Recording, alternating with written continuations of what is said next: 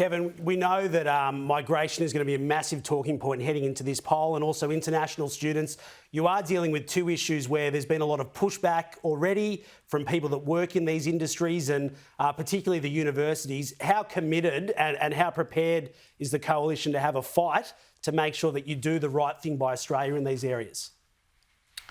James, very committed, and we've been talking about this now for quite a while, that we were going to do these caps because this isn't, while obviously there are going to be some people perturbed about this, I've got two children. One has just taken on a huge mortgage for a very modest place because of our housing shortage, and another one's had to lob home because she couldn't afford a rent. So every family in Australia knows about this. I mean, we've had, it's 1.2 million-ish that have come in over the last 3 years, 1.8 million people modelled to come in over a 5-year period.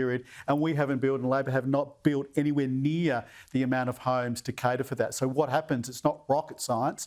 Rents go up and housing prices go up. So this is one of the things we think will alleviate that, these caps. We think in the modelling that we've looked at, it will free up 40,000 homes that will be available for Australians that international people won't be doing. The other thing that we've done too, and we've announced, as you know, is foreign nationals cannot be buying into the residential real estate market, which we think is important because a lot of those people buy homes and aren't necessarily staying or living in them.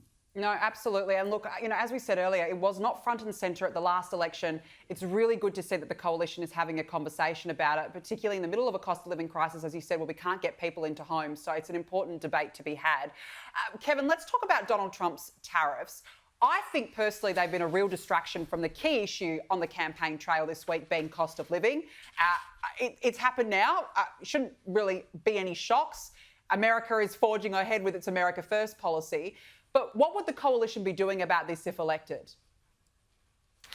Well, yeah, look, I think it's obviously been a real distraction, but it's been a real thing that's happened. Obviously, a shadow trade, I'm very invested in this issue. Look, a lot of people may like Donald Trump for a whole lot of other reasons, but look, I think this has been a really bad policy of Donald Trump's. Just take our beef industry, right? So the beef herd in America right now is really low. So they're going to be buying beef from other countries for many, many years because of a drought they've just had. All they've done is put the cost of that up.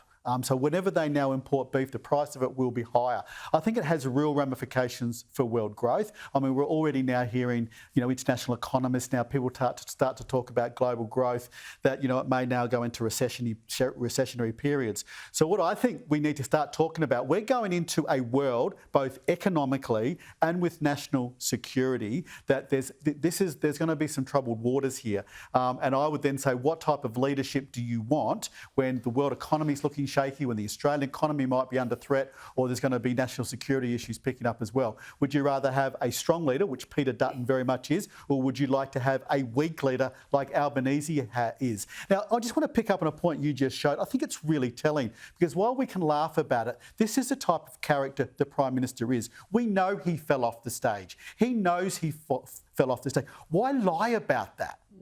And this is the type of character and the type of personality we're talking about. It shows real insight into how he thinks and the type of individual he has. And we need a stronger leader than him as Prime Minister in these times that we're moving into.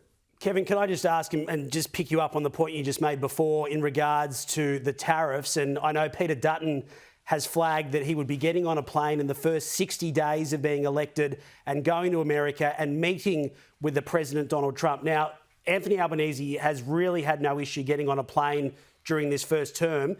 Is there a belief, and even though this is a really tricky one and, has affected a lot of our trading partners as well, is there a belief that he hasn't done enough on that relationship in the early days of Donald Trump's time as president the second time around to repair and get us ready for that?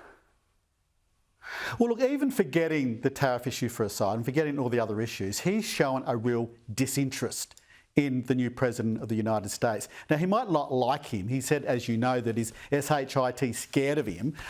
We can go into all that, but Trump's been president now for nearly 5 months. Many world leaders have been to see him. The other leaders of the Quad, of which I remember, have seen him. The other leader of AUKUS, which is the UK Prime Minister, have been to see him. Now, Albanese's shown no interest in a 5-month period to ever go over and have a person one-on-one to meeting.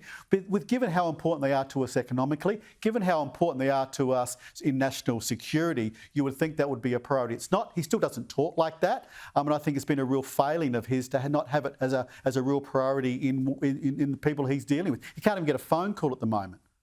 We'll let you go, Kevin. Just lastly, is it correct that Sharon AFL balls have been banned from press conferences for the Coalition this week?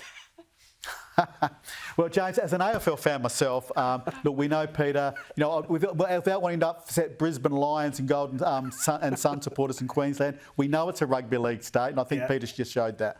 Yeah, you just never know what might happen on the campaign trail. This is a problem with photo opportunities. You don't need this. You never know. Kevin Hogan, great to have you on the show. Thanks so much for joining us this evening. Thank you.